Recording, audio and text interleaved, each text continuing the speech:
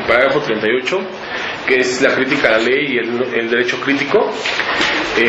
No les mandé texto porque me tardé en encontrar este libro que tenía, el de Waldman, que es Introducción al Pensamiento Jurídico Crítico. Y bueno, todo el libro es sobre filosofía del derecho crítica, filosofía política desde América Latina. Tiene de hecho un capítulo sobre filosofía crítica en América Latina y filosofía de la liberación, pero no lo pude encontrar, lo encontré apenas antier en la noche. Pues todavía mis libros no están bien ordenados, entonces pues no lo encontré, si no se los hubiera escaneado y mandado, pero bueno, vamos a abordar el tema. Probablemente Waldman sea uno de los autores, ¿no? Para este parágrafo. Y bueno, entremos a la discusión un poco. En las 20 tesis, yo creo que ya si las han leído, ahí ya hay un comentario y unas tesis de Dussel sobre el derecho crítico y el nuevo derecho, ¿no?, que surge del nuevo consenso. Y pues bueno, aquí le estaba diciendo a Mario Ruiz que hoy le vamos a solicitar una participación activa en el seminario, también nos pueda orientar un poco, ¿no? Pues no sé si usted quiera comenzar con facticidad y validez un poco Bueno, sobre la bibliografía está hacia una filosofía política crítica, 2 capítulos, el 7 y el 8, Derechos Humanos y Ética de la Liberación, Pretensión Política de Justicia y la lucha por el reconocimiento de los nuevos derechos. El tema de los nuevos derechos, ¿no? Y el siguiente, que es el 8, trata también el tema transformación del sistema del derecho. Ese también.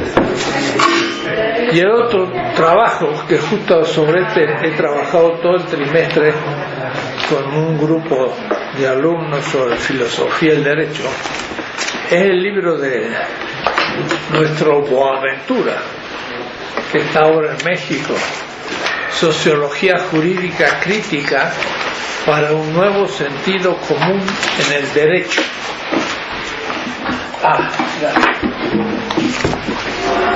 Y ahí tenemos, bueno, un libro enorme de 700 páginas sobre casos y sobre también una especie final de teoría sociológica, no filosófica. Se ve muy claro en Boaventura que no es filósofo. Entonces, en ciertos puntos, él está trabajando siempre el derecho como se está dando en distintas regiones, sobre todo el sur, eso es lo valioso. Ejemplos de África, Asia, América Latina, y a la manera como él lo hace. Ahora me doy cuenta por qué tanta originalidad terminológica. Es además un poeta y ahora está presentando sus libros de poesía en México, hoy y mañana, y desde el lunes hasta el jueves. El jueves va a estar aquí a las 4 en la UNAM y a la mañana va a presentar un libro. Yo intenté poder hacer un encuentro con él, pero estaba ya completo su cronograma, así que no pudimos hacer nada juntos. Pero ahora al leerlo así más a fondo me he dado cuenta más que es un sociólogo y no es realmente un filósofo, no va a la fundamentación, pero va a mostrar la complejidad y trae una enorme cantidad de ejemplos que es muy difícil de reunir. Entonces la obra es valiosísima, especialmente para este parágrafo 38. Es específico, ¿no? Ahora, si pensamos en un Volmer, o también Mario, ya hay que ver, él ciertamente va a tener que traer eso, ¿no? Pero habría que explicarle también. Muy bien. De hecho, no sé si era el contacto de Volmer, pero de casualidad vi que aquí tengo el correo de él. Si quiere lo podemos contactar o como quiera. Él colaboró ya en el pensamiento filosófico latinoamericano, el tema de la filosofía del derecho. Y en realidad, más que una filosofía del derecho crítica, igual que Boaventura, lo que proponen es una pluralidad de sistemas de derecho. Al plantear muchos ya entra en una función crítica, pero no se ocupa de fundamentación ni nada, sino es distinto. Que sí que hay que hacer todo un trabajo de fundamentación.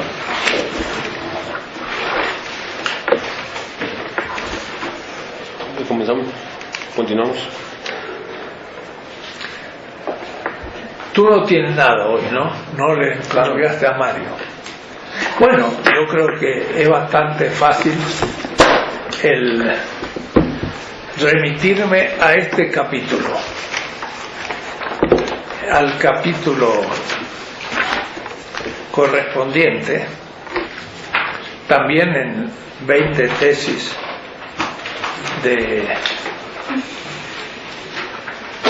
de política.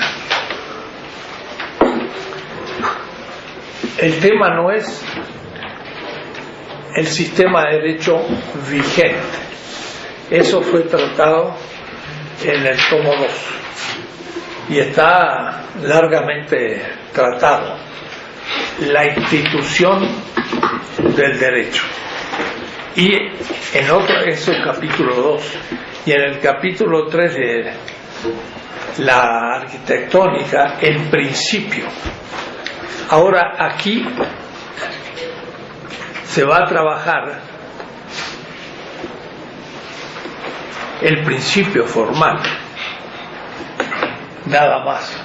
No hay la institución, porque la institución del derecho va a ser retratada en el 42, transformación del sistema de derecho desde la nueva instancia de legitimación, el nuevo poder constituyente y la nueva legalidad.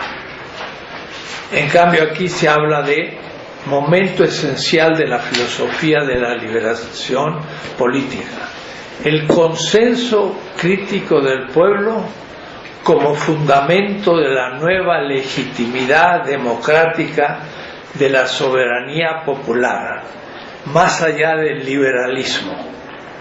El postulado de la paz perpetua, Kant.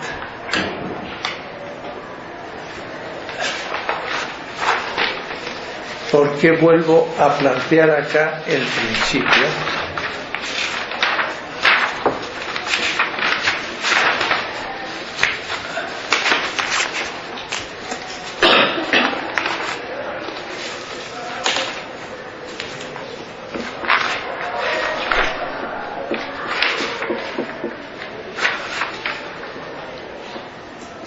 Ajá.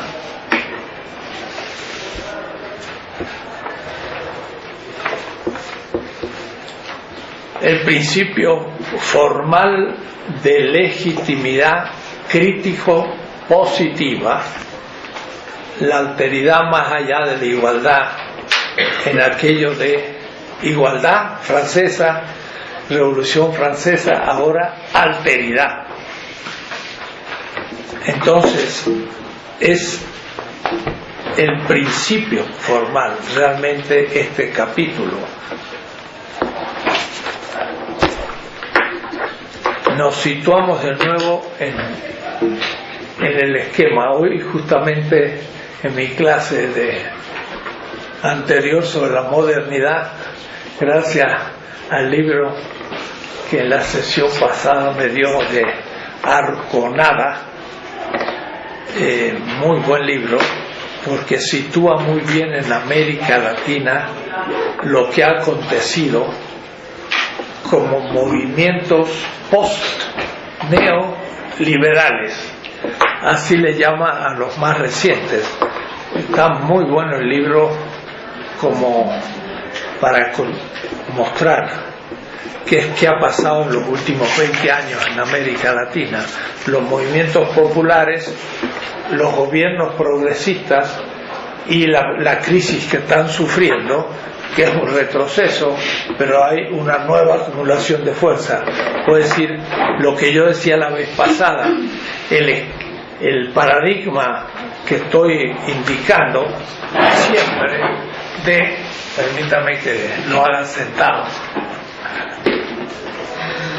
El sistema político vigente, 1. La crítica al sistema vigente, 2. La construcción del nuevo sistema, 3. Este 2 y 3 se puede dar y de pronto se vuelve atrás, porque hay un gobierno creativo progresista en América Latina, pero de pronto pierde las elecciones y vuelve a haber un proyecto de derecha que pone al pueblo y a los movimientos populares en posición crítico-negativo de nuevo para una posible nueva etapa. Se va dando como un diástoles y sístoles, no es una vez para siempre. Esto se combina de muchas maneras. Entonces, un modelo no significa que se va haciendo y cumpliendo de manera como se describe. Los momentos se describen abstractamente y luego en la realidad uno vuelve atrás, empieza de nuevo, pero cuando uno vuelve atrás vuelve a un momento negativo y ya sabe lo que es el momento 2. Y cuando uno vuelve a tener una posición positiva y pongamos en Argentina, dado los que está pasando con Macri, el kirchnerismo vuelve a tomar el poder, pasa de nuevo en el momento 3 constructivo. Y así va a ser un zigzag permanente que en a largo plazo sí se verá en un siglo que hubo la creación de un nuevo sistema, pero con idas y venidas. Pero uno no se pierde en el panorama y sabe qué temas ir tratando. Para eso sirve una visión de conjunto. Casi todo lo que se hace en filosofía política son trabajos parciales, temas urticantes según ciertas crisis, y no tienen la aspiración de sistema. Hay que tener un sistema para clarificar al militante de cómo es la política y de cómo es su complejidad y de las distintas posiciones que se van dando en cada etapa. Este libro que me dio tu nombre de nuevo para que todos lo conozcan, Abdiel, es de origen árabe, ¿o no? Vaya a saber. Sí, pero no lo hicieron con esa intención. Porque Abd significa siervo, el servidor. Abdul, Abdiel. El libro es desde abajo, desde arriba, de Arconada y una sociólogo Clatchko. Arconada bajo, muy alumno de Atilio Borón, igual que Clatchko, que es socióloga. Más bien es un libro de sociología, de la resistencia a los gobiernos populares, escenarios y horizontes del cambio de época en América Latina, 1998-2016, con una periodización muy bonita, denominación muy bien hecha, descripción económica, política, con mucha bibliografía reciente, situando los distintos grupos, más a la izquierda, más en el centro, más a la derecha. Por ejemplo, por ahí habla de Sibeshi y lo sitúa, o a García Linera es una referencia muy central. Es decir, la posición del libro es Atilio Borón, García Linera. Esa es la posición de fondo, pero bien trabajada, y desde ahí más bien va situando los otros, pero es muy interesante porque va situando y uno puede después tomar su visión de las cosas, pero excelente. Y terminé mi clase diciendo, lo describe todo desde dos anillos, le llama. El anillo fuerte, Bolivia, Ecuador, Venezuela, y el anillo amplio de gobiernos progresistas, el kirchnerismo, Lula, el movimiento en Nicaragua y otros que son progresistas pero no tan claros como el boliviano, el ecuatoriano y el venezolano. Pero como la historia va tan rápido, de haber perdido el otro domingo Ecuador, el núcleo fuerte hubiese quedado con uno solo, que es Bolivia. Es decir, estaría bastante debilitado aún el anillo fuerte. Por suerte ganó por 2%, lo cual ha quedado de todas maneras debilitado, pero no es lo mismo perder por 2% que perder por 1%, que fue con lo que ganó Macri. Eso le hubiera permitido al kirchnerismo corregir errores, pero ahora ha pasado a la etapa 2, acumular fuerzas en la oposición contra el gobierno, de paso muy bien situado, nueva derecha. Hay una nueva derecha en funcionamiento en América Latina, que ya no necesita el golpe militar, ni siquiera de la pura propaganda electrónica y demás, sino con una cierta ideología. Y entre los que formulan esa ideología está un joven, Jaime Durán, que por ahí en Argentina dijo que había sido alumno mío, y como es Jaime Durán Barba, pero no lo citó de esa manera, pero cuando dijeron Jaime Durán, sí, me acuerdo. Yo iba siempre al Ecuador y había 3 jóvenes con los cuales seguíamos en los años 68, 69, 70. Yo trabajaba en Heidegger y estaban muy entusiasmados, y se vinieron a Mendoza, del Ecuador, a la Argentina. Era Jaime Durán y otros 2. Uno es el rector de la Universidad Bolivariana de Quito, y de Jaime Durán nunca supe nada más, y él, el brazo ideológico en el que se apoya Macri, es el teórico de la nueva derecha argentina, alumno mío.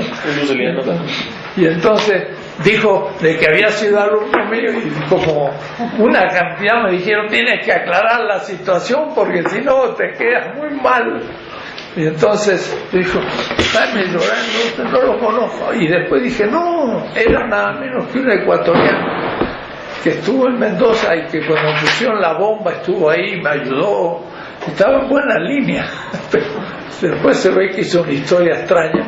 Como nota al pie de página. Y entonces yo dije, mire, sí, ha sido alumno mío, pero se ve que no me ha leído últimamente y estoy completamente en contra de él.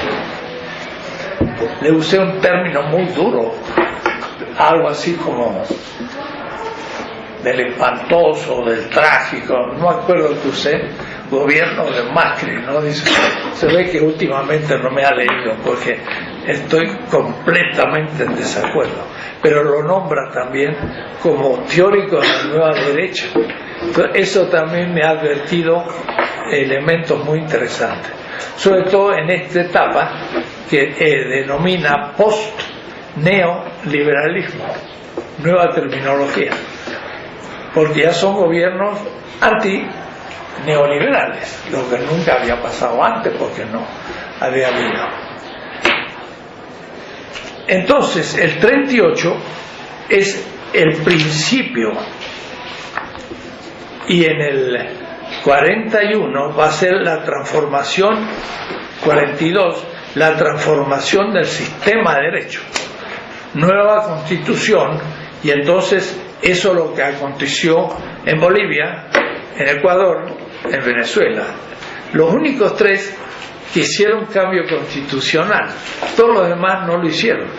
Que sí que estos tuvieron más conciencia de que había que hacer un cambio radical con nueva constitución, y ahí surge el Estado plurinacional, pluricultural, los derechos de la naturaleza, la participación, muchas cosas novedosas, algo de lo cual tomó la nueva constitución de la Ciudad de México, que parece que va a pasar. Yo no veo que las objeciones sean tenidas en cuenta, vamos a ver qué pasa, pero es parte de esta institucionalización de un nuevo derecho.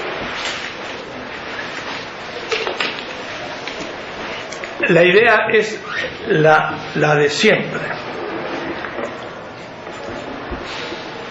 El punto de partida, sin embargo, surge del diálogo con Apel y Habermas. Ellos hablan del consenso de la comunidad de comunicación, y realmente me parece a mí un principio abstracto, pero válido en primera instancia.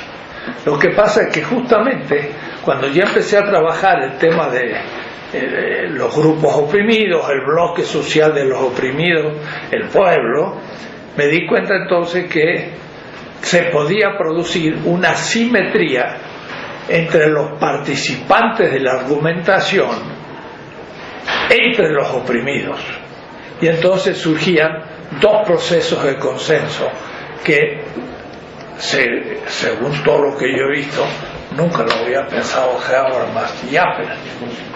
¿Tú qué te parece? ¿Alguna vez pensaron que podía haber un consenso feminista ante el consenso machista, por ejemplo? Jamás. Igual que consenso del bloque social de los oprimidos con respecto a la sociedad vigente. Entonces, siguiendo la misma argumentación formalista apeliano habermasiana, surge de pronto la posibilidad radical de un cambio en la filosofía del derecho. Por eso que en el tomo 2 yo explico el consenso como fundamento de la legitimación, que a su vez es el fundamento de la legalidad del sistema vigente. Y eso, en la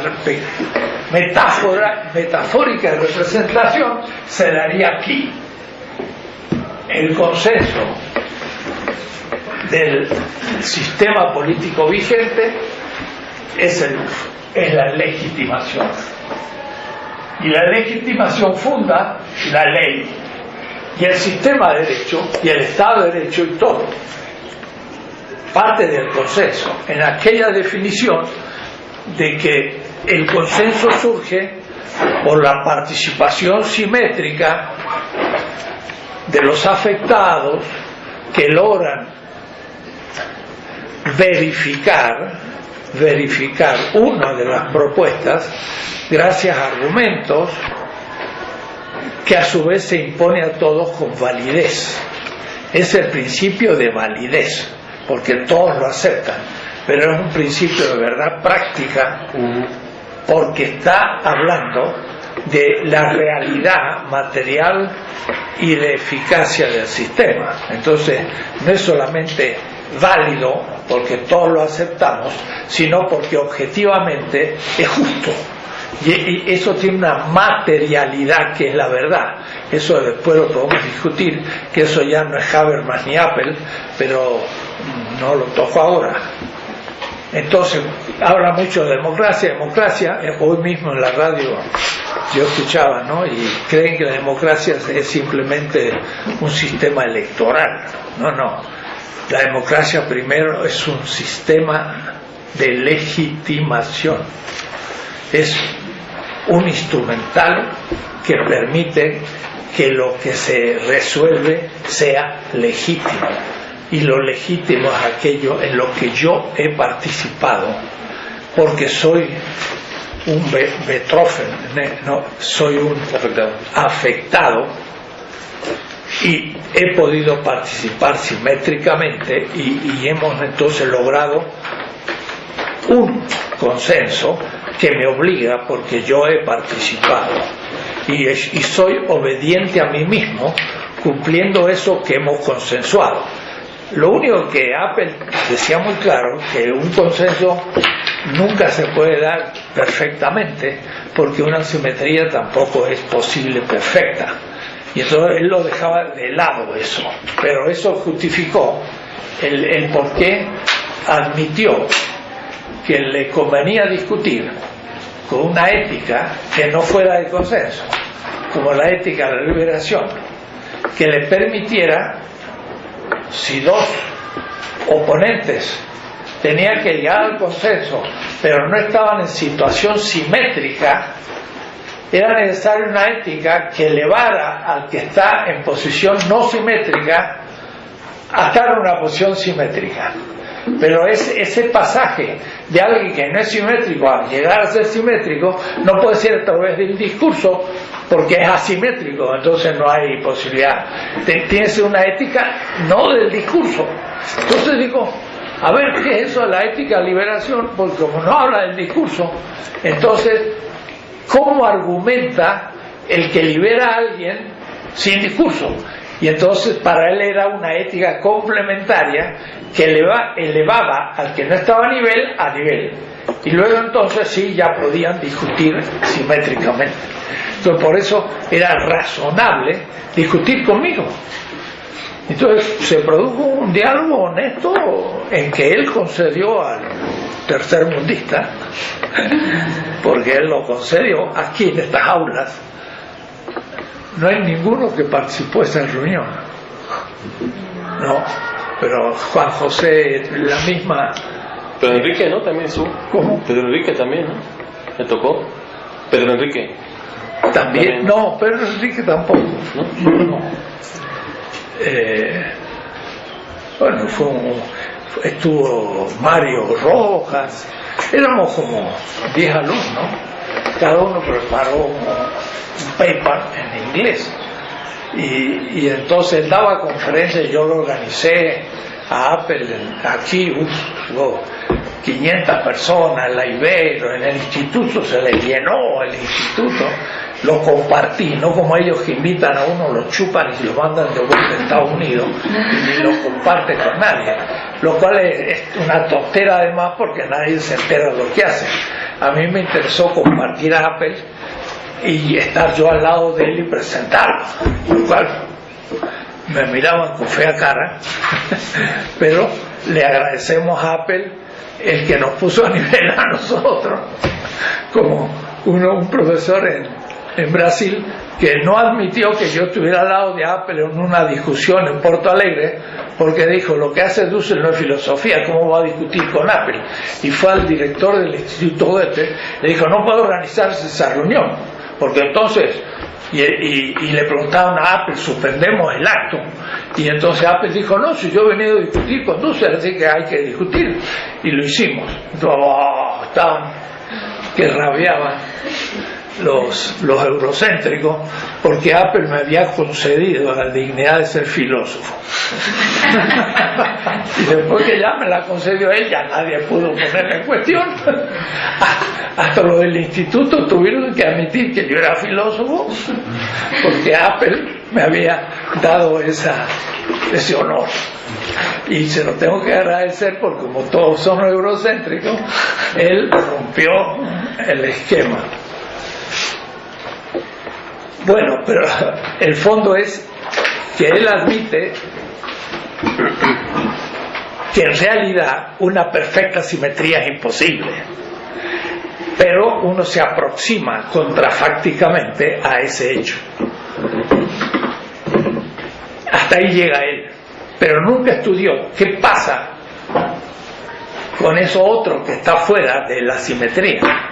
Entonces se nos empezó a ocurrir de que efectivamente los grupos dominados también llegan a consenso.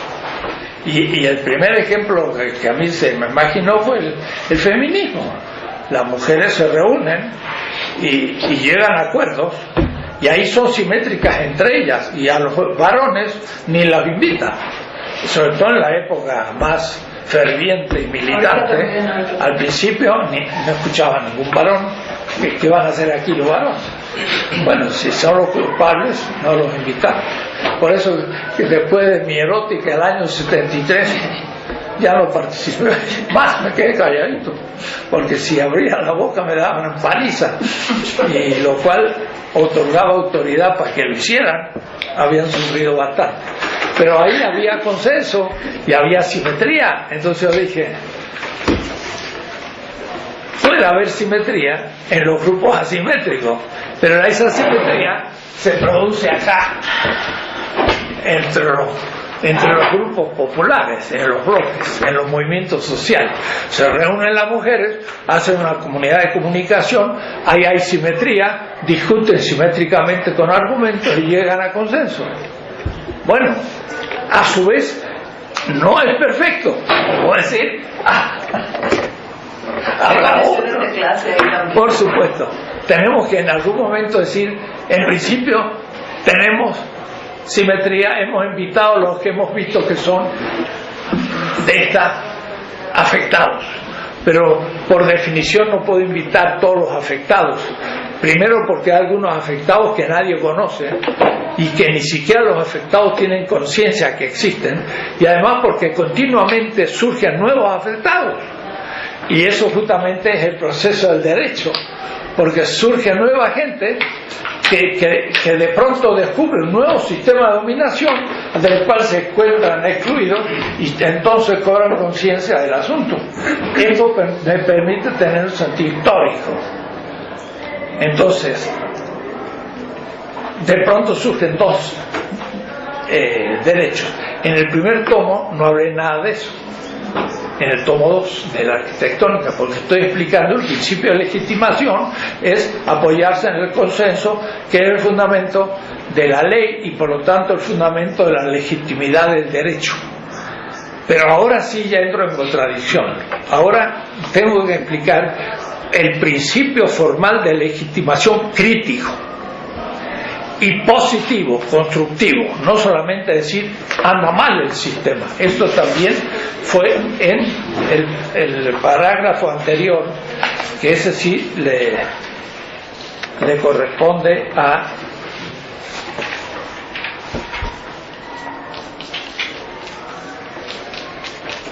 Mario, el 34. En el 34 tú de hecho tienes que mostrar lo mismo. El consenso del bloque llega a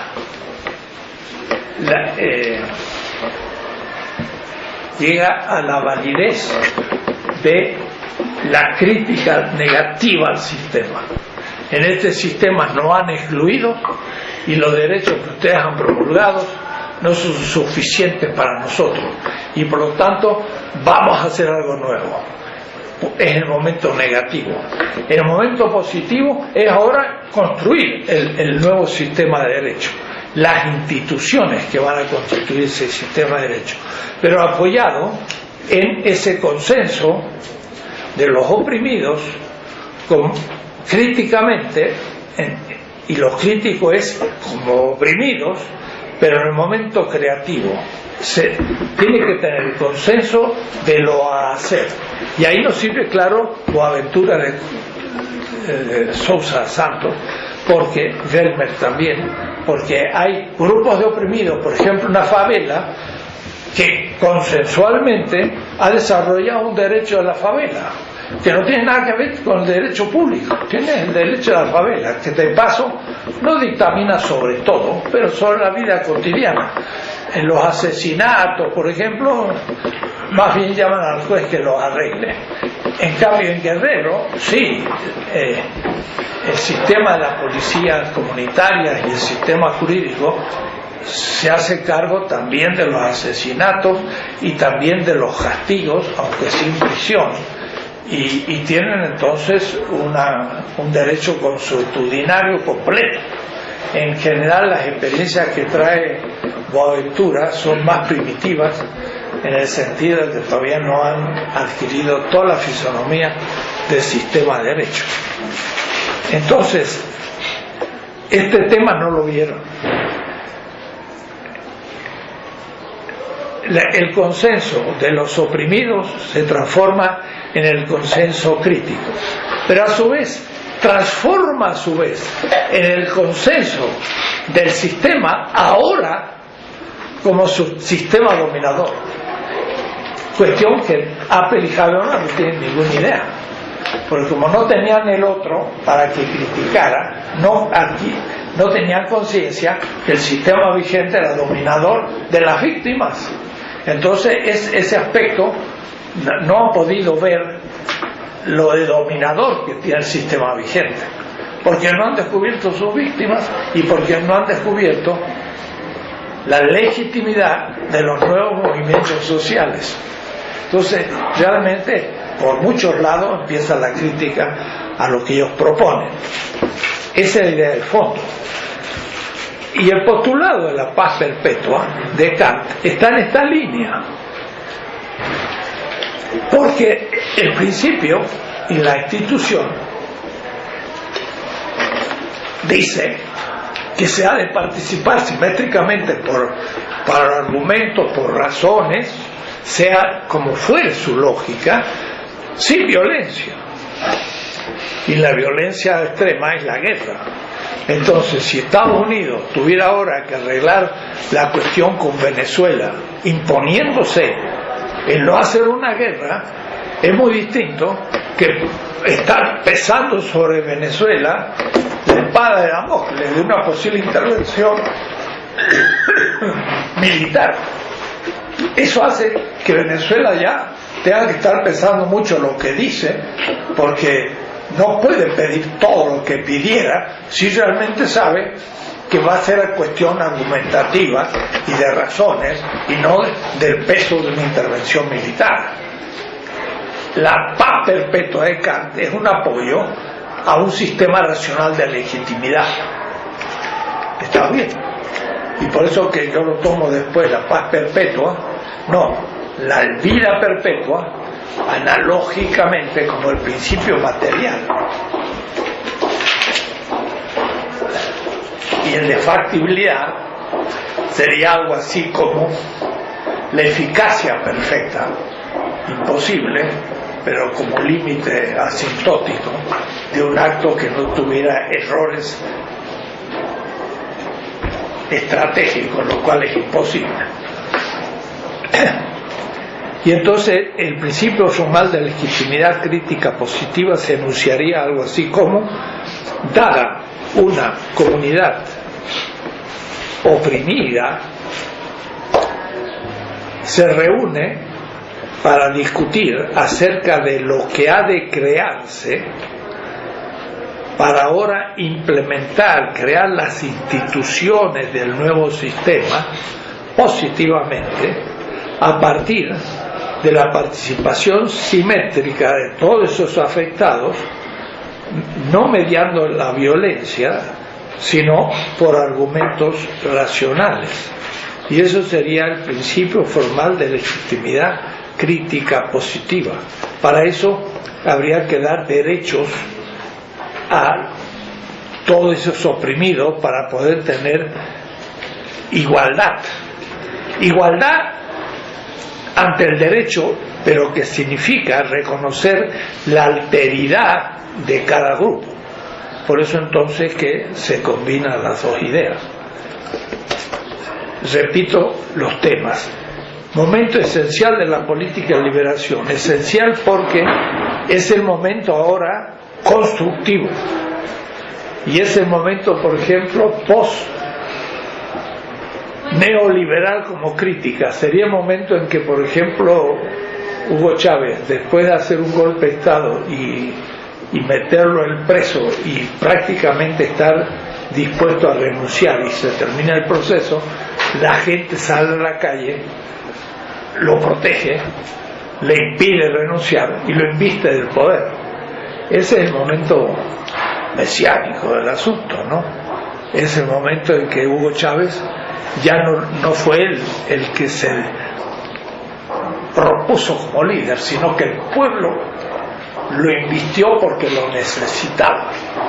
Eso lo ve muy clarito Perón en el momento en que, en un golpe militar del 44 de militares, él, con gran visión histórica, un poco como Cárdenas, pide ser secretario, ministro de Trabajo en el gobierno militar contra una burguesía despiadada se le llama la década infame, ¿no? O decir que fue un golpe militar pero progresista, y Perón eligió ser secretario de Trabajo, no otras cosas más importantes ahí, y se mete con los obreros, los sindicatos, y empieza a trabajar con la gente del pueblo. Y claro, empieza a subir su nombre, y cuando los militares lo ven que va creciendo, lo meten preso. Y la Eva Perón, que no era su esposa todavía, que era una artista de segunda de la radio, que hacía novelas.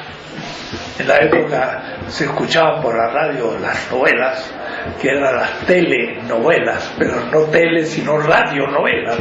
Yo me acuerdo 6, 7 años ir a escuchar las telenovelas, las radionovelas de los patriotas argentinos. Y me acuerdo que en mi casa era pequeña burguesía, había empleadas domésticas también, que hoy tenían que escuchar la radio, ¿no? Y yo lo escuchaba con ella. Yo tenía 6, 7 años escuchar la tele. Y Eva Perón era una artista de este tipo, de segundo nivel, pero sabía muy bien hablar porque era una artista de la radio. Y entonces ella empieza a convocar por la radio a todo el pueblo, y se junta en la Plaza de Mayo, que es el Zócalo, 1.000.000 de personas, y exigen sacarlo a Perón preso. Y el Perón preso estaba ahí ya terminado, y dice, lo sacan de ahí, lo ponen en el balcón de la Casa Rosada, que sería el balcón del Zócalo, donde tocan la campana. Se encontró con una multitud saliendo de la cárcel, y entonces dice, ante tal multitud no supe qué decir. Entonces dice, para tomar un poco de aliento y de tiempo, cantemos el himno nacional. Me pareció muy interesante el himno nacional. Hay que leer la interpretación de Agamben. ¿Qué significa el himno? Agamben hace todo un estudio sobre el himno. Y el himno es prácticamente un acto litúrgico, donde el pueblo se canta a sí mismo la soberanía. Por eso todos, cuando se canta el himno, toman una posición un poco sagrada, no sabiendo cómo hacer, pero es silenciosa. Los militares ponen una señal. ¿A quién están saludando? Al pueblo. Y entonces Agamben hace un hermoso análisis de cómo en el Homo Sacer el himno es un canto del pueblo a la soberanía del pueblo. Entonces Perón, al hacer cantar a la gente el himno, lo pone como centro, y en ese momento el pueblo lo inviste de poder al líder. Lo mismo que le pasó a Chávez cuando lo sacan de Miraflores, de la prisión. Él pensaba renunciar, y el pueblo dice, no, usted se queda, y es el pueblo que lo invite. En fin, es importante ese momento, porque también es una demostración del consenso de los oprimidos con respecto a alguien, que es lo que decía Fidel Castro: cuando el pueblo crea en algo, en alguien, eso es lo mesiánico, pero sobre todo cuando crea en sí mismo. En ese acto se cumplió todo ese hecho. Bueno, esta es la idea del parágrafo, y de aquí sale entonces la nueva Constitución, el nuevo sistema del derecho, el nombramiento de los jueces y el Estado de Derecho. Si realmente funciona, hay Estado de Derecho.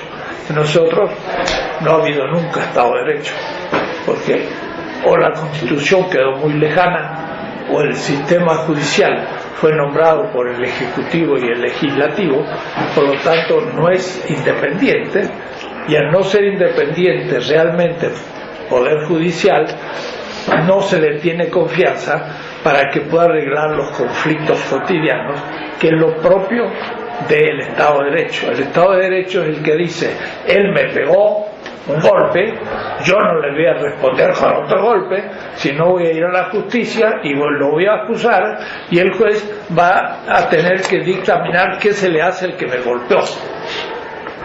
Pero si el otro tiene más dinero y al fin me golpean a mí, entonces eso no es Estado de Derecho, y eso es lo que nos pasa. Pero el Estado de Derecho es parte de una construcción histórica. En fin, acá hay una cantidad. Y hay también la pluralidad de derechos, que se van a ir construyendo y van a tener que poco irse sintetizando en un gran nuevo derecho que va a tener que absorber las distintas experiencias.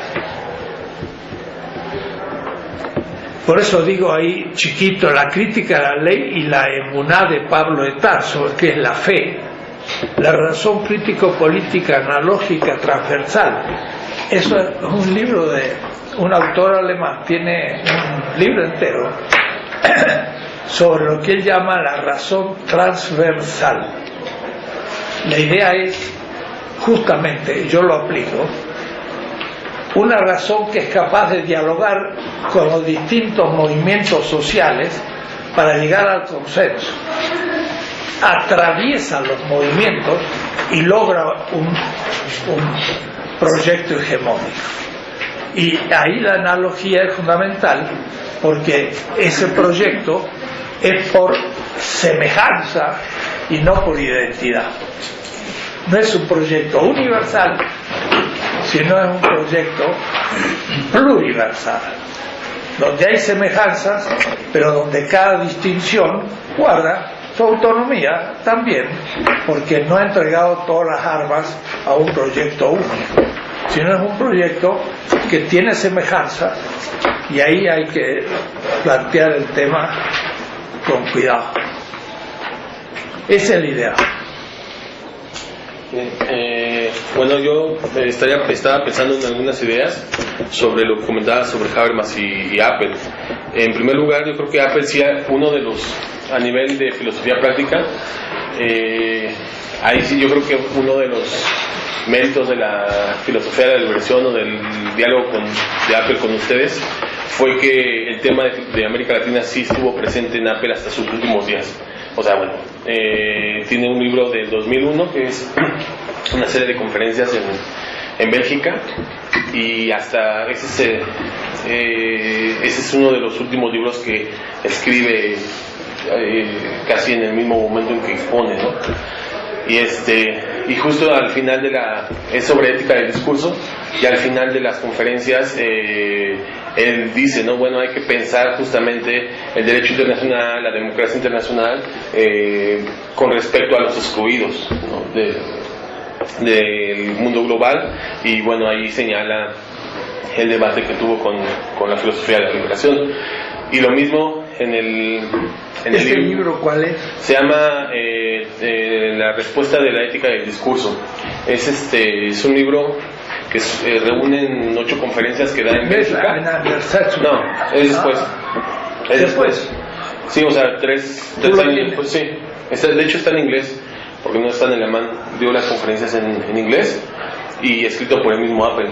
O sea, Apple, hay que recordar que pues hablaba y escribía inglés como si fuera alemán, ¿no? O sea, hablaba muy bien inglés.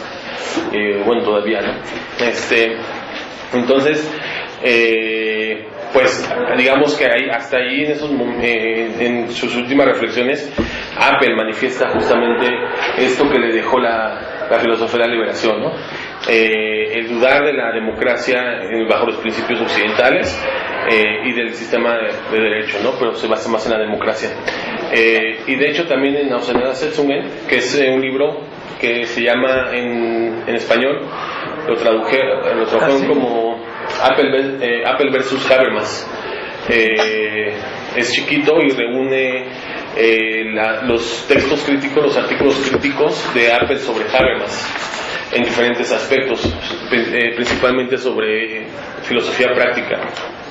Y ahí justamente también hay una crítica, desafortunadamente no lo traje, pero critica a Apple a Habermas, ¿no? En el sentido de que Habermas tiene un concepto muy eurocéntrico de democracia, ¿no? Y nuevamente allí, ¿no?, hace referencia al diálogo que hace con la filosofía de la liberación. Eso nada más como un dato. Y luego estaba pensando también ahorita lo que usted estaba diciendo, ¿no? Yo creo que Habermas, y estoy aquí agarrando una compilación, Surkamp, ¿no?, le propone a Habermas sacar sus obras completas.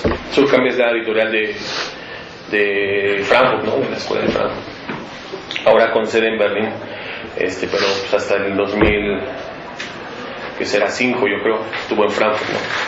Entonces Surkamp le propone a Habermas hacer la edición de todas sus obras, y Habermas no quiere. Habermas lo que le propone a Surkamp es hacer una compilación de sus mejores textos en diferentes temas: filosofía política, fundamentos de sociología, racionalidad y teorías de la verdad, y ¿cuáles más? Son 5. Aquí deben estar los demás. Ética del discurso. Y el quinto ha de ser, pues el quinto se los debo porque no me acuerdo cuál es, pero son 5 tomos, ¿no? Este es el cuarto, el que tengo aquí, y es sobre teoría política.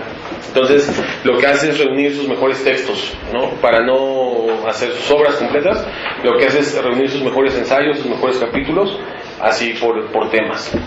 Entonces en este texto que traje, que es sobre teoría política, reúne no solamente buenos textos, sino también los más actuales, ¿no?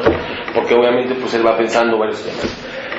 Y en los últimos textos que él escribe, digamos 2003, 2005, por allí, empieza ya a agarrar, cuando toca el tema del derecho internacional, aborda ya los temas del colonialismo, ¿no?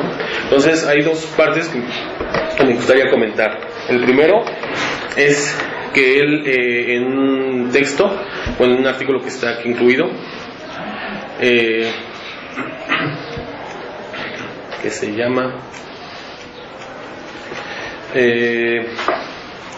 tiene todavía una oportunidad la constitucionalización del derecho internacional, así se llama el artículo, y en una parte dice que habría que investigar, ¿no?, cómo es que son compatibles algunos fundamentos universales del derecho internacional con una lógica colonial, ¿no? O sea, lo que él dice es cómo es compatible esto, ¿no? O sea, cómo puede ser que a partir de principios fundamentales del derecho internacional, donde tiene que haber igualdad, por ejemplo, eso es compatible con un sistema, una lógica colonial, ¿no? Entonces, aquí da algunos comentarios.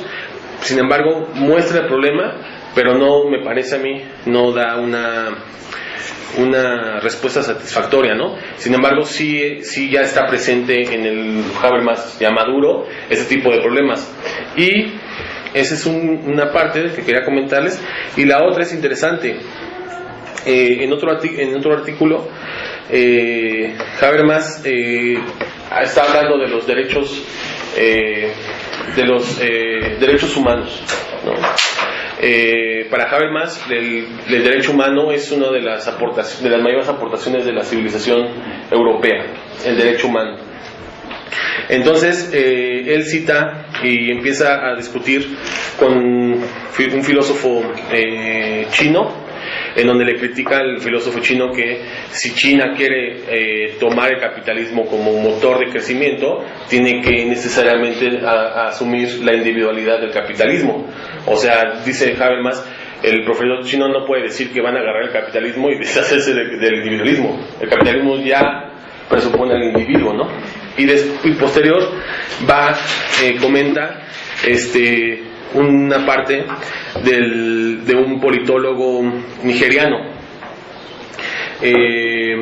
Claude Ake se llama, es el que cita aquí, y este profesor dice, este politólogo, la idea de derechos humanos o de derechos legales en general presupone una sociedad la cual es atomizada e individualista, una sociedad de conflicto endémico. Más adelante dice, asumimos armonía, no divergencia de intereses, competencia y conflicto. Estamos más inclinados a pensar nuestras obligaciones que otros miembros de la sociedad, nuestras obligaciones de los otros miembros de la sociedad, que nuestras propias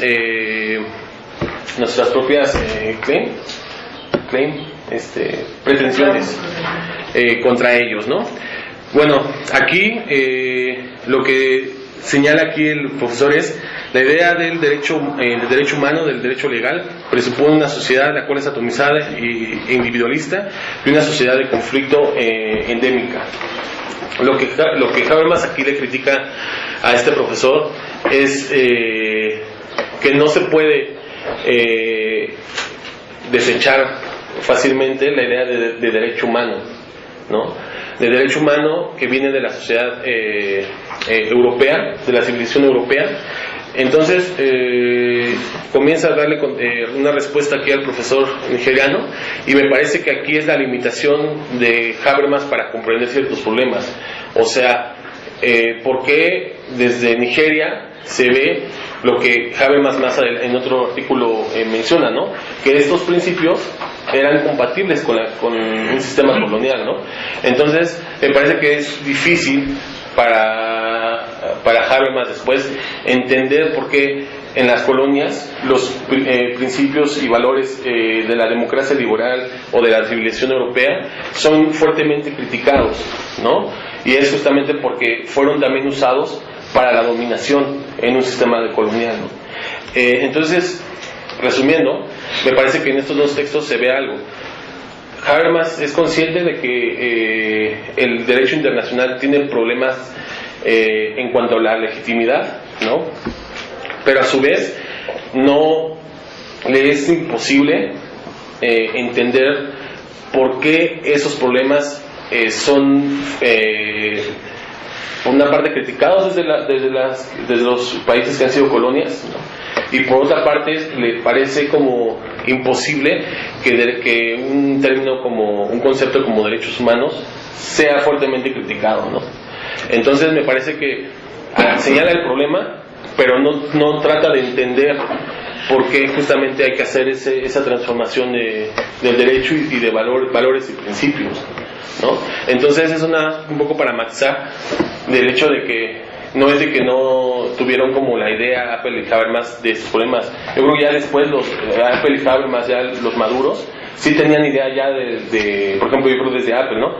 Con la discusión, con la filosofía de la ilusión, o sea, sí ya llegaron a tener esa idea, llegaron a ser conscientes de que existía eso, lo cual antes no era, ¿no?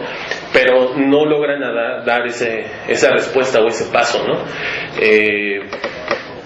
Para tratar de mostrar otros criterios de la aplicación del derecho, por ejemplo, ¿no?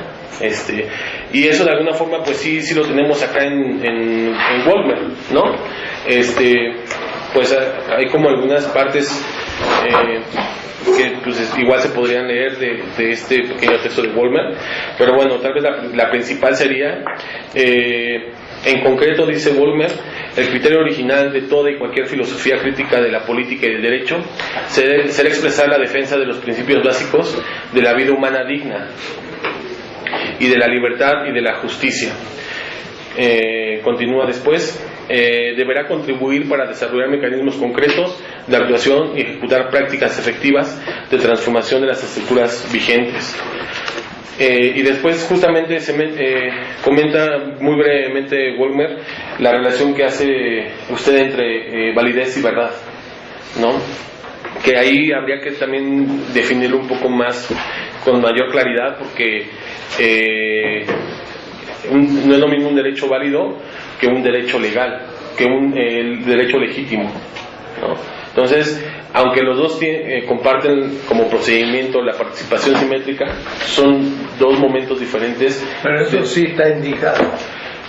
La validez es más bien ética, y la legitimación es institucionalmente política. Hay instituciones. En la ética esto es válido, pero si tú no lo haces, bueno, traiciona tu conciencia o te contradice argumentativamente. Pero en la legitimidad, como es también coactiva, si tú entiendes que has cometido una injusticia, tienes que modificar tu conducta. Y si no, puede usarse la coacción legítima y te metemos preso.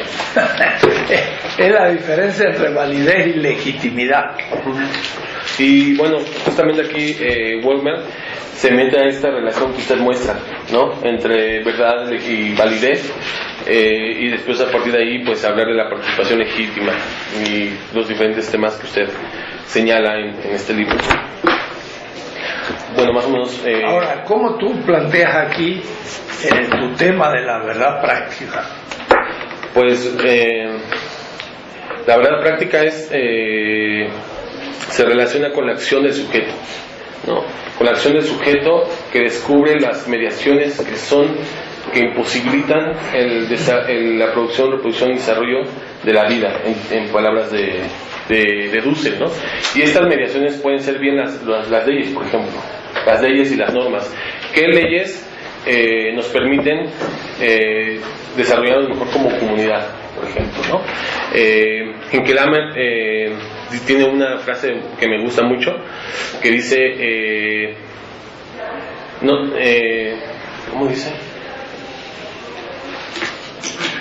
No se puede vivir bajo cualquier ley, no se puede vivir bajo cualquier ley, y ese no se puede vivir es descubierto a partir de la acción y a partir de lo que de las mediaciones que limitan justamente el poder vivir, ¿no?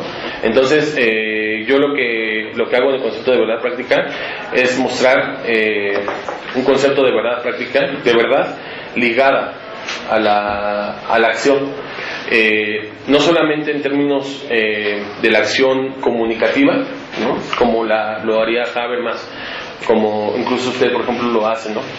La pretensión de verdad práctica, ¿no? Que siempre la pretensión de los enunciados, ¿no? Pero yo no solamente me refiero a la acción comunicativa, sino a la acción como tal, ¿no?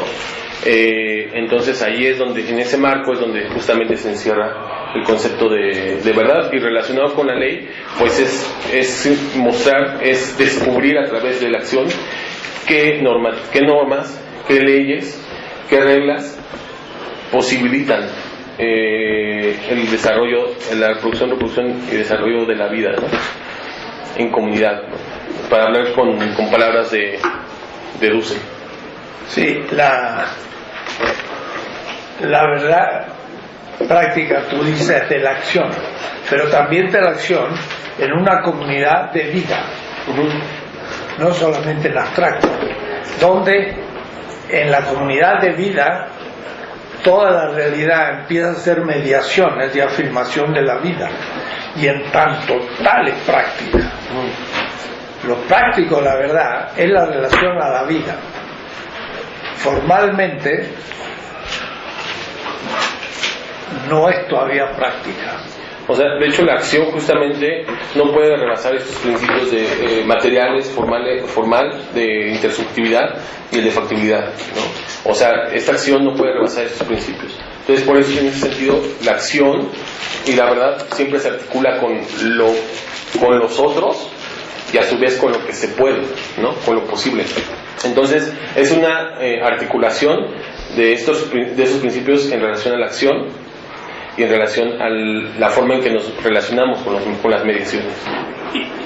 y la razón con respecto a la realidad de la vida, mientras que la razón formal es la relación de la razón con la aceptabilidad de lo que se dice de la vida.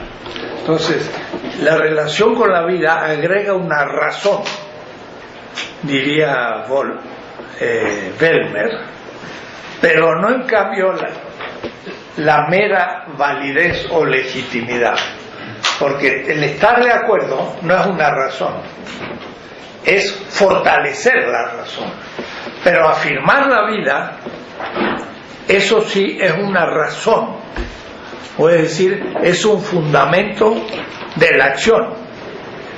En cambio la validez sí es un fundamento, pero meramente formal, no material. Entonces, la verdad tiene que ver la comunidad con respecto a la vida, y la legitimidad y la validez, la comunidad con respecto a la propia comunidad en cuanto acepta su relación con lo real. Validez no es verdad. Ahora, como ellos tienen una especie de verdad consensual que van viéndola por aspectos, nunca la dividen o la disciernen claramente.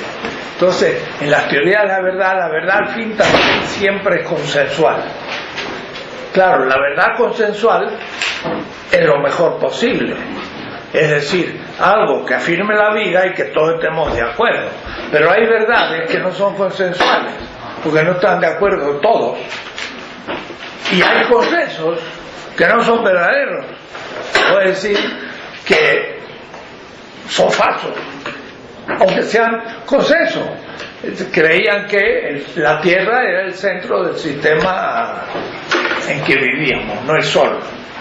Era un consenso válido, pero no era verdadero. Y cuando Galileo dice el Sol es el centro, eso es verdadero, pero no es válido, nadie le hace caso. Cuando llegue a ser verdad, bueno, eso es el ideal. Pero mientras que lo verdadero llegue a ser aceptado como válido, pobre de que no avanzó, porque le cae todo arriba. Y cuando es político, el político es el que dice lo nuevo, y entonces, wow. Hidalgo dice, vamos a hacer a México, no la colonia, y lo matan. ¿Por qué? Porque para la vida de los mexicanos, la verdad es el libre de España. Pero eso no tiene el consenso del poder ni de nadie, y lo matan para que no gane validez. Y ponen la cabeza para que todos tengan miedo de concederle validez, o decir, legitimidad. Cuando le concedan legitimidad es porque ya triunfaron los patriotas y ahora sacan la cabeza y la entierran. Pero, ¿dónde lo vienen enterrado? No sé, a la cabeza. A veces hasta nos olvidamos y desaparece la cabeza, porque ya estamos fundados sobre su cadáver. Creo que está en el monumento en el Ángel, ¿no? De la Independencia. ¿Sí? No estoy muy seguro, pero ahí creo que hay varias cabezas, de hecho. Está lleno de todos. Sí, ¿no? Es lo que nos ha de Iturbide. El Ángel está la cabeza. No va a ser que, como el pobre, ¿quién es? San Juan Bautista, que le cortaron la cabeza, pero hay como 5 cabezas. Sobre todo que en Damasco hay una mezquita que era cristiana, donde está la cabeza de San Juan Bautista, pero hay otros lugares también donde entonces era como aquel que en Egipto tenía calaveras chiquitas y grandes. Entonces uno dice, ¿por qué hay cabezas chiquitas y grandes? Dice, porque esta es la calavera de Cleopatra. Esta chiquita era cuando Cleopatra era chiquita y esta cuando era grande.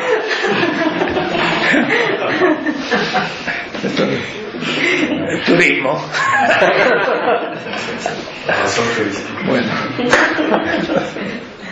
digamos. Bueno, entonces eso es muy importante. Y nada más, como nota, yo creo que aquí para este parágrafo, en realidad, tendríamos, bueno, el autor tendría que mantenerse en términos de hablar de legalidad, legitimidad, de legalidad y legitimidad, de alguna forma evitar ciertos conceptos de ver como verdad, por ejemplo, ¿no? Yo creo que sería un poco problemático. Yo creo que más bien tenemos que mantenernos en el ámbito de la filosofía política y el derecho, la filosofía del derecho, y hablar en esos términos, ¿no? En otros parágrafos se puede hablar ya justamente de la verdad práctica, ¿no? Por ejemplo, en la factibilidad, cuando se habla de la factibilidad de la acción y así. Pero en yo creo que sí, para evitar confusiones. O para plantear temas. Sí, se puede plantear, pero porque el tema, en realidad, el tema de la verdad y de la justicia van en la misma línea, porque la justicia también se descubre desde la afirmación de la vida, y por eso que los estudiantes de derecho estudian el proceso debido y no saben lo que es la justicia. El proceso debido es formal. En cambio, la justicia es lo material, y eso material es la verdad práctica, tiene que ver con la justicia, porque el juez, ¿qué es lo que hace? Un juicio, y el juicio es de verdad práctica. Exacto. Entonces hay un problema de verdad práctica en la filosofía del derecho. Sí, y bueno, de hecho, yo y varios que trabajan en el tema lo entienden, ¿no? Pero ahí el autor tendría que saber tratar bien el problema, porque si no... Pero creo que hay que tratarlo, porque es el tema tradicional de la frónesis. La frónesis es verdad práctica, no es verdad teórica, la teoría para los griegos, ¿no? Y la frónesis ahora se ha hecho colegial, no es una virtud individual, sino que es la comunidad la que asume la discusión que antes se realizaba en el interior de la intersubjetividad individual del sabio práctico, del prudente.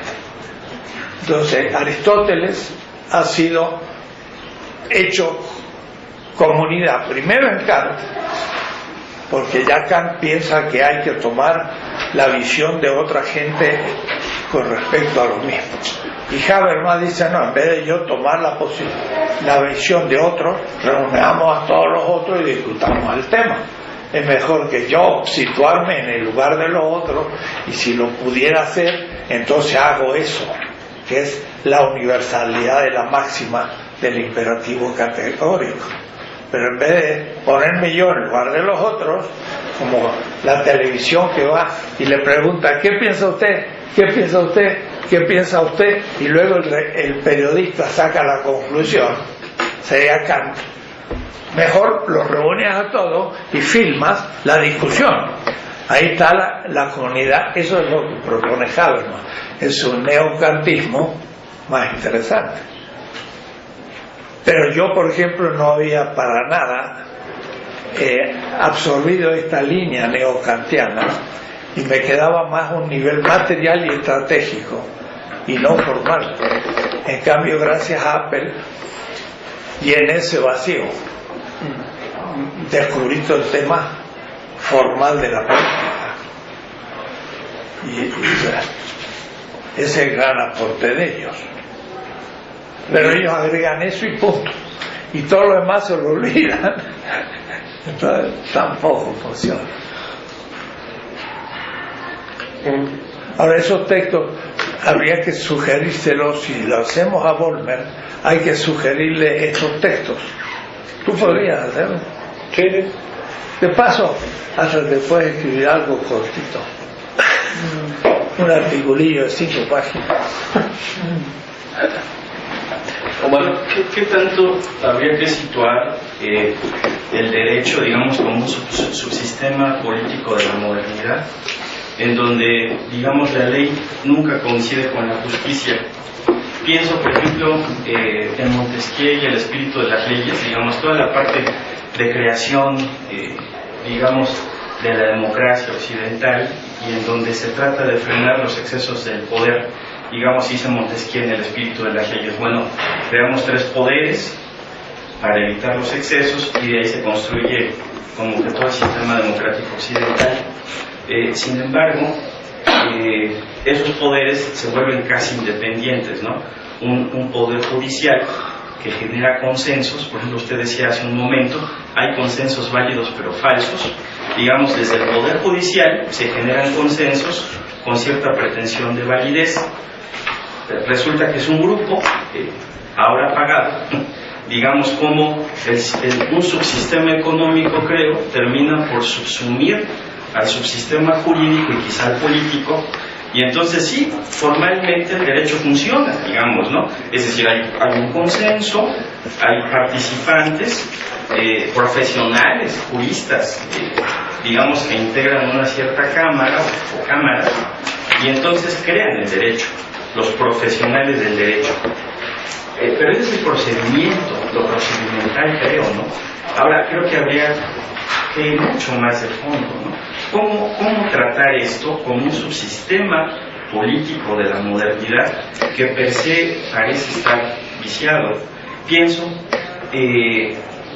digamos, en una concepción de la ley como tal, ¿no? Es decir, una pregunta, ¿habría un momento o un momento histórico o en un sistema político en donde ley y justicia fuesen coincidentes, en donde, digamos, la justicia desde su materialidad coincidiera con la formalidad de la ley?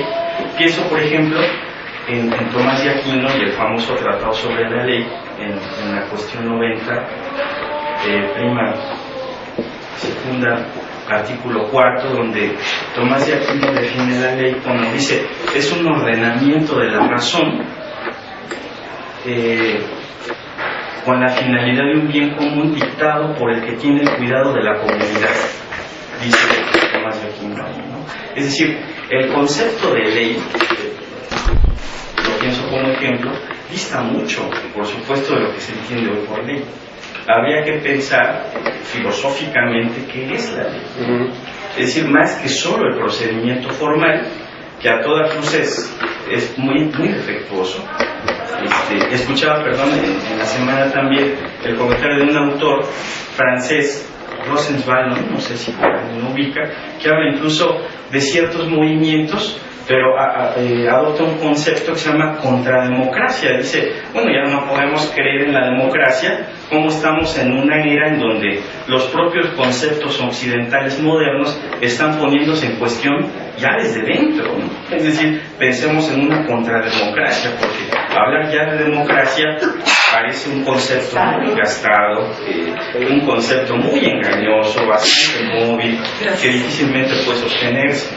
Entonces ya se habla incluso de movimientos contrademocráticos que, claro, digamos, contra un tipo de democracia occidental que funcionarían por consensos, pero creo que hay algo más, ¿no? Un cierto sustrato de la propia concepción de la ley que tendría que hacer coincidir materialidad con la formalidad y que hay que construirlo. Y también pienso, ¿no?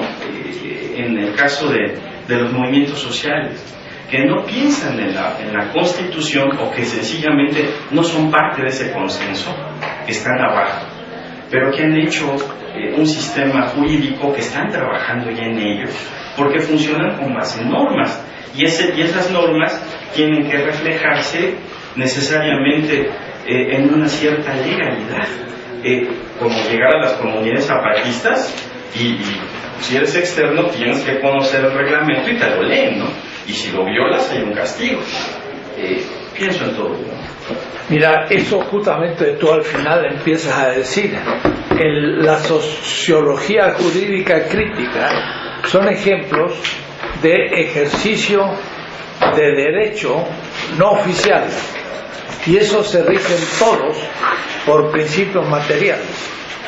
Por ejemplo, el pequeño sistema jurídico de una favela no trata muchos temas, trata algunos, pero justamente son los relacionados a la vida concreta de la gente, de si la pared que hacen entre dos habitaciones pertenecen a quién de los dos, porque uno tiene la propiedad de una habitación, el otro de la otra, y la pared en el medio pertenece a los dos. Entonces no la puede tirar uno sin consentimiento del otro, se le cae la pared del otro y compró su habitación, no la pared. Entonces eso ya va a la vida. Si alguien roba, ¿cómo se hace para pagar? Si prometió comprar la casa, pone ejemplos buenísimos, Aventura aquí, ¿no? Entonces ahí casi no hay muy poco de procedimiento, muy poco. Es todo material, son relaciones a la vida. Quiere decir, ese derecho nos está indicando que hay que corregir el nuestro, que se ha sofisticado para poder dominar y se ha ido formalizando para poder dominar. Pero otra cuestión, el admitir muy rápido que el derecho es un invento moderno o europeo es absolutamente falso, absoluto. El derecho romano era, al fin lo sintetizó Teodosio, pero Teodosio estaba en Constantinopla y el derecho fue escrito en latín, pero en griego también. Y el derecho árabe es muy sofisticado. En realidad los árabes no tienen tanta teología como derecho. Y mirá qué notable, la idea de consenso viene del árabe, no viene ni de la Edad Media ni de Habermas. El consenso cuasi unánime de la UMA, que es la comunidad de teólogos, es para los árabes la verdad. O es decir, es un consenso tradicional en el derecho lo que hace que algo sea válido, pero eso es también costumbres prácticas que han hecho posible la vida, ¿no? Entonces, falso es decir el derecho es un invento europeo. ¿Qué va a ser? La mitad del Imperio Romano no es europeo y el mundo bizantino a medias y el mundo árabe salió todo de Bizancio y tomó todo el derecho romano. Es un derecho muy evolucionado. Entonces, y los chinos, por supuesto, tienen derecho. ¿Cómo van a tener 22 siglos de imperio sin derecho? Tienen un derecho. Lo que pasa es que no es como el romano latino, medieval moderno. No es. Y de ahí la analogía, porque el concepto de derecho es analógico. Y entonces hay que discutir de otra manera los problemas. Pero es falso que la Declaración de los Derechos Humanos sea occidental. Los chinos tenían la expresión todo lo bajo el cielo. La humanidad se definía todo lo bajo el cielo, ¿no? Y eso es un concepto universal, donde estaban los chinos y todos los pueblos circunvecinos y no había ninguno importante, y entonces en el fondo era China, ¿no? Pero tenía concepto de universalidad, y eso que lo que para ellos valía como derecho valía en sentido universal, aunque era particular, como también lo era el derecho moderno, ¿no? Entonces ahí tenemos que ver que no está la construcción de un derecho nuevo puede muy bien tener elementos de un derecho anterior a la modernidad, que propuso, por ejemplo, derechos comunitarios que el derecho individualista perdió, y de ahí en adelante muchos elementos del derecho, ¿no?, que son practicados en el derecho aymara en Bolivia, y que ellos lo saben usar, ¿no? Entonces ahí, por de pronto, la pluralidad del derecho nos debe empezar a servir para empezar un diálogo y la construcción de un derecho distinto. Tú estabas por pedir la palabra. Sí, no sé si había alguien más. No es. Sí, algunas preguntas, sobre todo también que tengo sobre algunas de las cosas que se dijeron. No me quedó muy claro esto que se decía de los dos procesos distintos o de los dos consensos distintos, ¿no? Lo que entiendo es que puede haber un consenso de los oprimidos y un consenso, bueno, mi pregunta sería cuál era el otro consenso, ¿no? Si ese el vigente de los dominadores. Al de ellos que ya está ahí. Por ejemplo, la cuestión del género, el derecho es patriarcal, machista. La mujer ni tenía derecho. Ya, es que me había confundido, pero es que me parecía como problemático pensar que era necesario tener una igualdad material para poder llegar a un consenso, ¿no? Porque decía, bueno, finalmente, para tener esa igualdad material, para cuando se tenga esa igualdad material, yo creo que ni siquiera vamos a tener que tener un consenso con ellos, ¿no? O sea, no necesitaríamos tener la capacidad de acumulación y de riqueza que tiene la clase alta en nuestro país para llegar a un consenso con ellos, ¿no? Sino más bien tendríamos que destruir la posibilidad de que ellos tengan esa acumulación de capital en nuestro país, y probablemente eso se va a hacer sin consenso, pues, ¿no? Como poner eso sobre la mesa. Y ahí cuando, por ejemplo, en el problema económico, si nosotros reunimos a los trabajadores de la empresa, tenemos un consenso entre los oprimidos. Sí. Y ese es el punto de partida de la discusión, no el de los dominadores, que ha sido parcial y al mismo tiempo dominador. Esto otro es el punto de partida para empezar a un nuevo concepto. Ya. Ahora, a partir de ahí yo preguntaría cuáles serían como mecanismos o regulaciones o principios que hay para el propio consenso de los oprimidos, ¿no? Pienso, por ejemplo, en esto que hablaba al inicio, ¿no?, de la sesión, y que, bueno, también pues está en la discusión, y siempre lo traigo a colación, pues ni modo, porque es parte de la discusión. Pero pienso, por ejemplo, en el movimiento social como tan complejo que hubo en Bolivia, ¿no?, en su momento, ¿no?, después de las dos guerras ahí del agua y del gas. Ahí parecía efectivamente un consenso crítico de los oprimidos que buscaba acabar, ¿no?, con el régimen neoliberal que estaba presente en Bolivia, ¿no?, hasta entonces. Pero pareciera que había ya mecanismos previos, ¿no?, o estructuras previas que de alguna manera guiaban o dirigían ese consenso ya hacia mecanismos que no eran parte del consenso actual. Lo digo por una cosa muy sencilla, dos cosas muy sencillas, que no lo digo yo, sino lo escucho pues de quienes estuvieron ahí, sobre todo las partes más críticas. Uno, cuando se reúnen a hacer la constituyente, ¿no? Cuando se reúnen a hacer la constituyente es la primera división, porque se reúnen a hacer consenso con Santa Cruz, con la alta burguesía de Santa Cruz. Entonces ahí hay una primera ruptura, porque muchos de los pueblos y de las organizaciones no querían pasar por el consenso con Santa Cruz, porque eso implicaba renunciar, por ejemplo, a una reforma agraria que fuera real, pues, ¿no?, que quitara las tierras a los grandes latifundistas y los entregara a los pueblos. Santa Cruz jamás iba a permitir eso. Pero sin Santa Cruz, entonces, ¿cómo se gobierna?, ¿no? Pero al mismo tiempo, está eso, ¿no? Primero, la primera escena, la necesidad, incluso con sus límites, con sus conflictos, y tan complicado como puede ser cuando no es un proceso revolucionario que rompe totalmente el orden vigente, de negociar con la clase poderosa como se hizo en Bolivia, ¿no? Entonces, la constitución que sale en Bolivia sale firmada también por la clase alta, y eso implicó también ciertos arreglos para que no salieran todas las reivindicaciones populares que estaban antes de la constituyente. Ahora, ¿qué pasa también en el proceso del cumplimiento de las demandas políticas?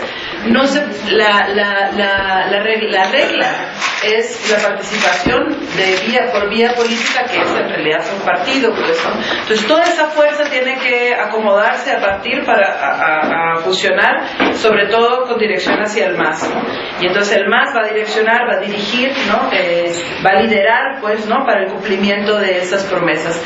¿Qué pasa en ese consenso crítico también cuando hay pueblos que no quieren ser gobernados, pues, que ni siquiera están pensando tampoco en esta formalidad, sí, de la democracia liberal, también hay que decirlo, moderna, ¿no? De participar políticamente a partir de los partidos, sino que están pensando en otra cosa. Entonces, ahí, efectivamente, lo que nos interesa es el consenso crítico, pues, ¿no? De los oprimidos, pero pareciera que hay reglas previas del juego que están establecidas ahí, que incluso también son obstáculos para ese consenso, pues. Y por último, nada más, comentar un poco también lo que comentaba Omar. A mí me parece que en términos de legitimidad del consenso crítico de los oprimidos, el derecho moderno tiene todas de perder, pues, ¿no? Por eso es tan importante la diferencia que comentaba entre legalidad y legitimidad, ¿no? Porque efectivamente no hay legitimidad, nadie confía, pues, ¿no? O en la gran mayoría, por no hacer una generalización tan burda, pues, no confía en las instituciones del Estado mexicano, por decir nuestro caso que lo conocemos, ni tampoco en el aparato judicial para el cumplimiento de sus normas, ¿no? Sin embargo, y algo que ahí me parece a mí muy interesante, es que muchas de las luchas en nuestro país sí acuden al derecho nacional y al derecho internacional para reivindicar sus propios procesos, ¿no? Como un instrumento, pues, ¿no? Mucha de la crítica que se hace también es que el derecho es el instrumento, la crítica socialista clásica, ¿no? El derecho es el instrumento de la clase dominante, ¿no? Y entonces, como instrumento de la clase dominante tendríamos que hacer la revolución, destruirlo, construir un nuevo derecho socialista, ¿no? Pero me parece que es más complejo, porque finalmente el derecho, aunque efectivamente haya funciones, sobre todo por la fuerza y no por el consenso en la población, sí hay una utilización, por ejemplo, 169 de la OIT, derechos humanos, garantías fundamentales en nuestra Constitución, son sobre todo aquellos recursos de derecho que toman las luchas en nuestro país para impedir que les construyan la carretera, para buscar a los desaparecidos, para, en fin, ¿no?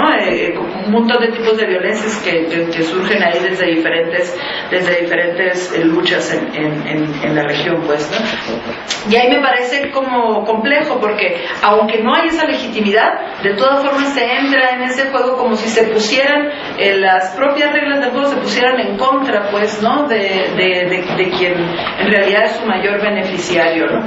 Y por otro lado, ¿no? Incluso aquellas que se oponen al derecho moderno, que comentaba también Omar, ¿no? Que es un derecho monista, que nace con el Estado moderno, que nace también de la ruptura de la sociedad agrícola o una sociedad industrial, y entonces por eso toda la recuperación del derecho romano, ¿no? Que tiene la idea del contrato, de la propiedad, de la persona, ¿no? Que ya se habla de la libertad, la igualdad, y toda una recuperación ahí del derecho romano, porque hay un comercio en expansión, porque hay la configuración de los estados nacionales modernos, se recupera ese derecho moderno, y aún todo lo que ese derecho moderno no alcanza a cubrir, sobre todo en América Latina, ¿no? Colombia, Perú, Bolivia, Guatemala, México, los países donde más o menos sobrevivieron todavía el mundo más agrícola, ¿no? O el mundo indígena, campesino, pues ahí es donde el derecho moderno tiene más huecos, ¿no? Como más vacíos. Y ahí incluso, ¿no? Que es algo que a ella llamó mucho la atención, incluso ahí donde los pueblos tienen sus propios sistemas de justicia alternativos al derecho moderno, acuden al derecho moderno para justificar sus propios sistemas de justicia alternativos, ¿no? Entonces es como es un poco paradójico, pues, ¿no? Porque decía en este texto de Madeleine Levy y Michael Tiger, estos dos historiadores del derecho estadounidenses, dicen: no hay que pensar al derecho como un sistema, ¿no? Sino como un proceso, o sea, como un campo de lucha que está constantemente modificándose, ¿no? Un poco lo que usted dice sobre meter los nuevos derechos, ¿no? Ir introduciendo los nuevos derechos dentro de un derecho que ya está ahí constituido, ¿no? Hay algo de eso, ¿no? Aunque también está la otra posición que busca la ruptura total con ese derecho y la construcción de otra cosa radicalmente distinta. Mira, un punto primero.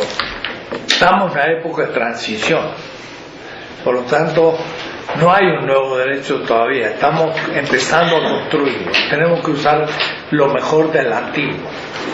aún el derecho romano era fruto de movimientos populares romanos. Pensamos que había un defensor del pueblo, y eso lo logró después del levantamiento de masas en Roma, y tuvieron que poner uno que podía enfrentarse al Senado. Pues sí, el propio derecho romano también tenía sus instituciones contradictorias, fruto de una lucha del pueblo romano, hasta que el emperador rompió todo eso y ya hizo un sistema prácticamente dictatorial, y bueno, después cayó hecho pedazos. Estamos en una época de transición y podemos utilizar lo mejor del derecho antiguo para las nuevas causas. Ahora, escogemos aquello que nos sirve porque hay como una conciencia de cuál es el nuevo derecho que tiene que ir surgiendo, que además tiene que ser hegemónico en el sentido plurivalente, porque tiene que reivindicar muchos derechos nuevos de los nuevos grupos que van a dar su voto en la medida que sus intereses se cumplan como nuevos derechos. Primero. Segundo, eso que dices tú es justamente la idea de fondo. El derecho está en perpetuo movimiento, pero lo único que los nuevos derechos no surgen porque los conceden las clases dominantes o porque los dicta una asamblea constituyente. Se producen por luchas sociales donde hay acumulación de fuerza, y esos movimientos exigen hacerlo y tienen tanta fuerza que se hacen. Y entonces, pero no se puede hacer todo al mismo tiempo, porque lo que tú decías y que es evidente, la clase dominante todavía tiene unidad y se defiende. En la medida que se divida y vaya perdiendo poder, surgirá el nuevo derecho hegemónico, pero eso puede durar un siglo, 2 siglos, es normal. Pero justamente la idea es de dónde surgen los nuevos derechos. Entonces, la idea tradicional era de una lista de derechos a priori, en que yo sacaba un derecho del derecho natural y lo hacía vigente. Eso es idealista. El derecho natural era a priori y el derecho positivo a posteriori. El derecho natural servía como un elemento crítico del positivo. La cosa es justo al revés. El momento a priori es el derecho vigente positivo. No hay derecho natural. Lo que hay son luchas justamente de aquellos que han sido excluidos, no están en el derecho, están excluidos, y cuando cobran conciencia de la exclusión, que dura siglos, porque la mujer estaba dominada y no cobraba conciencia por condiciones históricas, que se la pasaba teniendo hijos, era menos fuerte en una sociedad violenta, no tienen ni tiempo para pensar. Una vez que la mujer ya no necesita su fuerza física porque hay la tecnología, ya no necesita tantos hijos porque hay una cantidad demasiado demográfica, ya empieza a tener igualdad material con el varón, y entonces es donde toma conciencia y empieza la lucha. Entonces es de las luchas sociales a posteriori que se impone al derecho vigente nuevos derechos. Pero a su vez hay derechos vigentes que se creían universales, que eran de la época y que se declaran no vigentes. La Declaración de los Derechos Universales del Hombre son de la burguesía, y muchos de esos derechos universales van a dejar de ser vigentes. Hay otros que no estaban y que ahora surgen, y hay otro sector que sí es una especie de núcleo duro, perenne, que va creciendo. Por ejemplo, el derecho a no ser torturado. Fue siempre torturado el ser humano, pero ahora parece que no hay que torturar, y eso va a estar para el futuro. Es parte del derecho perenne, pero son algunos derechos. Ahora se inserta unos derechos que ya no son capitalistas, que es posible que algunos de ellos en una etapa futura a su vez sean declarados ya no válidos, porque habrá otros nuevos que los reemplacen. Entonces, yo aún la lista de derechos los divido en 3 tipos: el perenne, el que es de una época y los nuevos derechos. Y los que es de una época, los derechos medievales, ya no existen, pero Tomás de Aquino hablaba del derecho. Decía, el señor feudal tiene un derecho, se llama jus dominativum, y le ponía nombre. Era el derecho de ser señor, y era para ellos un cuasi derecho natural. No era derecho natural, era jus scientium, porque para la Edad Media el derecho natural era antes del pecado original, que es un principio de imposibilidad. Mira qué interesante. El pensar que hay un estado antes del pecado original es un principio de imposibilidad. El hombre era perfecto. Y si era perfecto, entonces no hay necesidad de darle algo en propiedad, privado, no, porque como era perfecto, no era egoísta y manejaba todo en común. Desde el pecado original lo volvimos egoísta. Entonces hubo que distribuir la propiedad, pero eso para Tomás y la Edad Media no era derecho natural, era derecho de gentes. El primero que habla de derecho natural, es John Locke. No era eso la doctrina tradicional ni de la segunda escolástica. ¿Ve? Entonces, por supuesto, el derecho es un proceso histórico. Y eso es lo que hay que mostrar aquí. La última, porque ya se nos pasó. Sí, justamente creo que es necesario pensar una dialéctica entre nuestras distintas naturalezas que puede tener lo que llamamos derecho,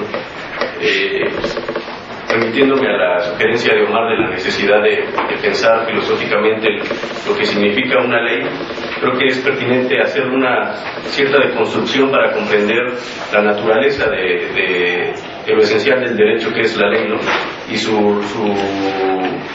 Y la dialéctica en la que se encuentra con la legitimidad, ¿no? Ya que sin legitimidad no puede tener sentido si no es con referencia a una ley, ¿no? No. Tú dices, el derecho necesariamente una ley. No, sentido con respecto a una ley, ¿no? Ajá, sí. Pero se puede. Puede ser antes. Ajá, pero digamos que tiene un reporte con la ley, porque... Una relación. Sí. La ley se funda en el derecho. Se funda. Sí, Un momento por eso, posterior. creo que es necesaria como una deconstrucción del concepto de ley para comprender propiamente su naturaleza y su relación con la vida, ¿no? Por ejemplo, cuando se recurre a los principios materiales como esta fuente del nuevo derecho o de los nuevos reclamos que surgen históricamente, ahí entiendo que se hable que son como fuentes del nuevo derecho, pero sí sería necesario como aclarar la naturaleza en la que porta ahí, la naturaleza en la que está ahí el derecho, que es distinta al derecho vigente y establecido, ¿no? Por ejemplo, cuando usted habla de criticando al derecho natural, y que más bien hay derechos a posteriori, que surgen, digamos así, con su irrupción, allí es interesante que puede decirse que son portadores de nuevo derecho, pero en una sustancia muy diferente. O sea, había que aclarar como cuál es, cómo decirlo, la diferente sustancia en la que se encuentra ahí el derecho. ¿Qué significa sustancia? Bueno, como naturaleza humana. No, más bien, digamos, como la forma en que esa materia, es un poco confuso porque es puro contenido material, ¿no? Digámoslo así. Sí, porque mira, el derecho son aquello que si yo no hago, pongo en riesgo la vida. Claro. Y por eso tengo derecho, porque si no lo hago, no sobrevivo. El que funda todos los derechos en su contenido es la vida. Claro, sí. Y lo que es anterior, sí, claro, es la vida, no el derecho. Claro. Y no hay derecho natural, hay vida. Y es desde la pervivencia de la vida, pero históricamente, que va surgiendo las leyes y el consenso, pero no por una lista a priori de derechos. Claro, sí. Sí, lo interesante es que ahí es que esta vida, digamos, con derechos potenciales, no tiene la forma de la ley. No. Y un poco como decía Omar, el ejercicio moderno del derecho es una cierta... Mira, lo que hace el derecho es aquello que yo necesito para la vida, me lo hace obligatorio. Eso hace el derecho, obligatorio. Y la ley estipula particularmente aspectos de la vida que yo tengo obligación de hacer, si no, me castiga coactivamente. Yo tengo que ir por la calle en esta dirección y no puedo ir en contra porque choco y me mato y mato al otro. O es decir, como hay tantos autos y hay tantos movimientos, tenemos que decir en qué dirección vamos a ir, pero eso, el principio es la vida, es el fundamento a priori. Entonces tenemos que regular la dirección, eso es un derecho. Yo tengo derecho a transitar en una dirección. Viene la ley y dice, esta calle es a la izquierda y esta calle es a la derecha. Bueno, ya la ley particularizó el derecho y ahora me lo hace obligatorio en esta calle ir en esa dirección. Si no lo hago, me meten preso. Entonces, ni la vida es el derecho, ni el derecho es la ley, etcétera. Pero si el derecho no está fundamentado en la vida, entonces no es legítimo y entonces se puede... Es el tema de la justicia, de la verdad y la verdad práctica. Esa es la verdad práctica. O sea, hay una justificación, ¿no? Esa es la justificación. Para poder violar una ley, porque al final no es la última instancia, el hombre criterio. Se emborrachó y mató a media población en Reforma. Iba a 300 kilómetros por hora. 150. Está loco, ¿no? Bueno, 150. Si no, tenía que ser ya uno de Fórmula 1. Pero, ¿por qué no debió hacerlo? Porque está contra la vida. Está contra la vida que mató a todos. Y si por legitimidad entendemos el fruto del consenso, por supuesto, ese es el problema justamente que hay que tratar con Mario, ¿no? Desobedecer la ley aun cuando sea legítima. Si por legítimo entendemos esto, ¿no? El consenso. El consenso, pero de los dominantes, ¿no? De los dominadores. Ahora, por eso que hay una legitimidad también material. Claro. La materialidad formal es que estemos de acuerdo, pero la legitimidad material significa que el acuerdo en el tiempo se ve si afirma la vida, y si no afirma, demuestra que el consenso fue inválido, porque era a su vez falso, pero no es lo mismo inválido que falso. Era inválido porque el consenso fue sobre algo falso, y algo falso fue que lo que se decidió no produjo vida sino muerte. Pero hay que distinguir entre falsar, Popper, e invalidar, del que Popper no habla, ni tampoco Luis Villoro en su libro. Yo discutí 2 horas con Luis Villoro mostrándole la diferencia entre validez y verdad. Me dijo, qué interesante, en el Congreso de Moscú, y no se había enterado. Los formalistas saben lo que es válido, pero no saben lo que es la verdad. Y entonces pasan al posmoderno, que quieren una verdad débole, porque en vez de unívoca no tiene la analogía, pero la univocidad es la peligrosa. Y entonces, como no saben lo que es la analogía, entonces quieren una razón, pero no tan fuerte. Y ese es el tema de la univocidad y la analogía. El pensamiento postmoderno buscaba la analogía para liberarse de la identidad unívoca y cayó en el escepticismo.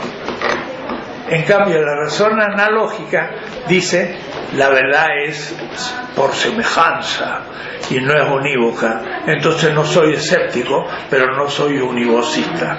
Y la cosa se vuelve interesante, porque el derecho árabe y el moderno son análogos. Entonces tiene algo de semejante y algo distinto. Pero no pretenda usted que el concepto del derecho moderno es el analogado principal o el unívoco, y el otro no es derecho sino pseudo derecho. No, eso es la univocidad de la prepotencia moderna, es parte de la cuestión de la modernidad. Bueno, pero salió bastante rico el libro.